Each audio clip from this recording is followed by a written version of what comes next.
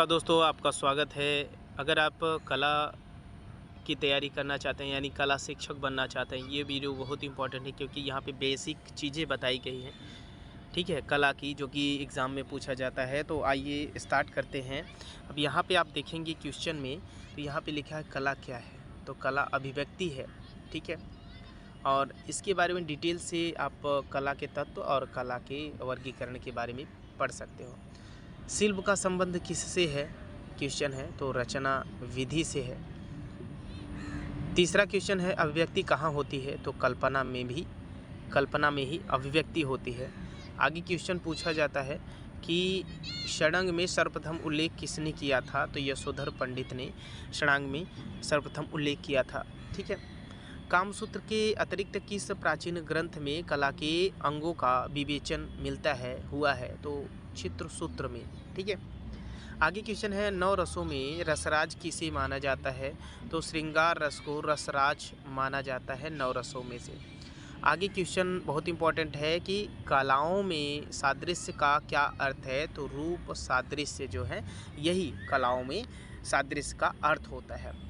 Next question है षडंग में अनुपात के लिए कौन सा शब्द प्रयुक्त करते हैं, तो प्रमाण प्रयुक्त करते हैं। नाट्य शास्त्र के अनुसार भावों की संख्या कितनी है, तो 8 है। भावों की संख्या नाट्य शास्त्र के अनुसार भावों की संख्या 8 है। भरत मुनि ने नाट्य शास्त्र में 8 ही रस माना है और शांत रस को कोई रस माना ही नहीं है। आगे क्वेश्चन है लावण्य का मोती की तरलता के समान किसने बताया है, तो रूप गोस्वामी ने लावण्य को मोती की तरलता के समान बताया है। आगे क्वेश्चन है दृश्य कलाओं में अंतराल से क्या तात्पर्य है, तो रिक्त स्थान जो खुले छोड़े हुए स्थान जो होते हैं वही अंतराल कहे जाते हैं दृश्य कलाओं में। आगे क्वेश्चन है किसी शून्य धरातल में सक्रियता कब उत्पन्न होती है, तो किसी शून्य धरातल में सक्रियता तब उत्पन्न होती है जब केवल एक बिंदु रखे जाते हैं रखने से, ठीक है। केवल एक बिंदु रखने से सक्रियता उत्पन्न हो जाती है, यानी पेपर में एक भी बूंद नहीं है, एक भी कहीं पे टीका भी नहीं है, तो उसमें क्या होता है खाली रहता है। लेकिन एक बूंद हो गया तो इसका मतलब है वो खाली नहीं रह गया, वो जो है पेंटिंग के लिए स्टार्टिंग हो गया है, ठीक है, वो सक्रियता होता है। और आगे क्वेश्चन है कि ऊपर की ओर जाने वाली रेखाएं क्या भाव प्रदर्शित करती है, तो महत्वाकांक्षा का भाव प्रदर्शित करती है। क्वेश्चन है कुंडलित रेखाएं क्या व्यक्त करती हैं, तो लयात्मक व्यक्त करती हैं। क्या व्यक्त करती हैं, लयात्मकता। आगे क्वेश्चन है हेचिंग किसे कहते हैं, तो रेखा वर्तना को हेचिंग कहते हैं। आगे क्वेश्चन है चित्र में कर्णवत रेखाएं किस भाव को व्यक्त करती हैं, गति को व्यक्त करती हैं। आगे क्वेश्चन बहुत इंपॉर्टेंट है कि वर्णाकार आकृति किस भाव की प्रतीक होती है, तो वर्गाकार जो आकृति है वर्गाकार, वह कठोरता को प्रदर्शित करती है, ठीक है। क्वेश्चन बहुत इंपॉर्टेंट है ये। निरंतर गतिशीलता युक्त सौंदर्य किस प्रकार की आकृति से व्यक्त है, तो वृत्त से व्यक्त होता है।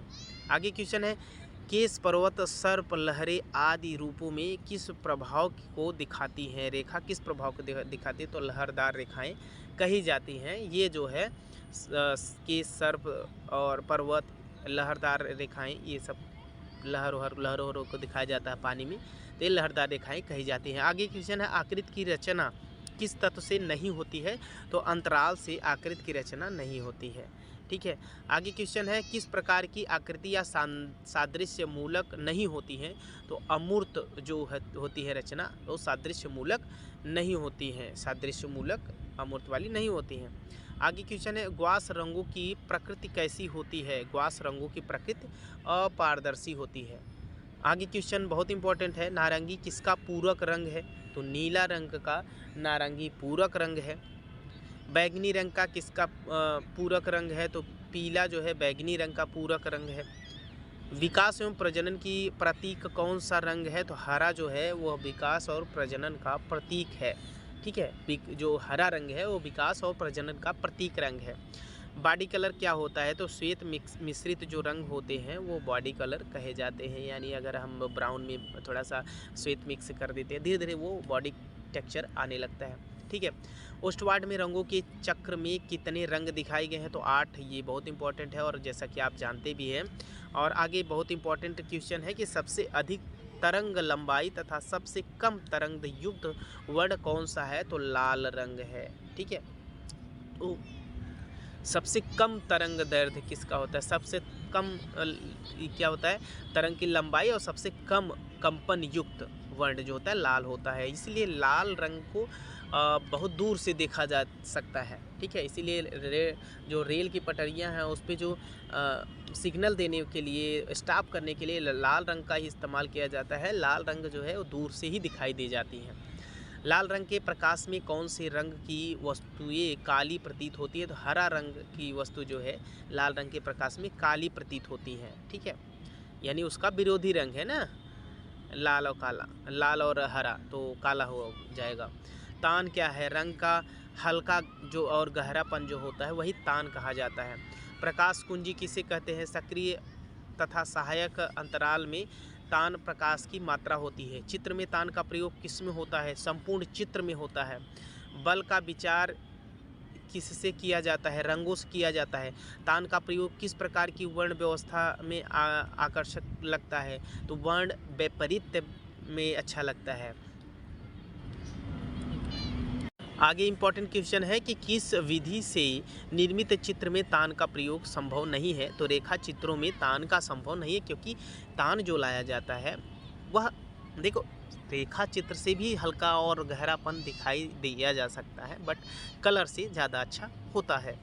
वयन टेक्सचर क्या होता है? तो धरातलीय बनावट जो होता है वह टेक्सचर होता है, वयन होता है। वयन की सबसे अधिक विविधता किसमें दिखाई जा सकती है? तो कोलाज में दिखाई जा सकती है। दृष्टिगत भार का संबंध किस तत्व से है? तो संतुलन से है। सभी कलाओं में संयोजन का समान तत्व कौन सा है? लय है, ठीक है। किसी विशेष गुण पर बल देने के लिए किस सिद्धांत का प्रयोग किया जाता है? तो पुनरावृत्ति का प्रयोग किया जाता है।